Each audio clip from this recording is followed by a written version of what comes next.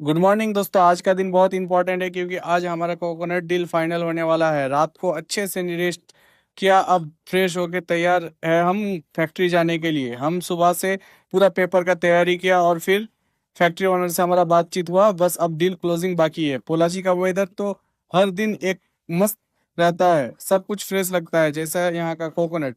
चल रहे हैं फैक्ट्री के अंदर जहाँ हम अपना डील फाइनलाइज करेंगे। ये वही फैक्ट्री है जहाँ से हम कोकोनट लेने वाले हैं। बहुत अच्छे सेटअप है और क्वालिटी भी एकदम टॉप नॉच है। अब चलते हैं अंदर और करते हैं डील फाइनल। तो दोस्तों, बातचीत हो चुकी है, क्वालिटी भी चेक हो चुका है और हमारा रेट भी फिक्स हो चुका है।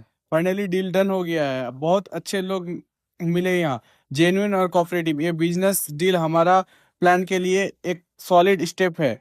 तो दोस्तों, डील फाइनल हो गया है। अगला स्टेप है लोडिंग और शिपमेंट, जो आपको नेक्स्ट ब्लॉग में दिखाएंगे। तो दोस्तों, नेक्स्ट पार्ट के लिए हमें फॉलो जरूर करें।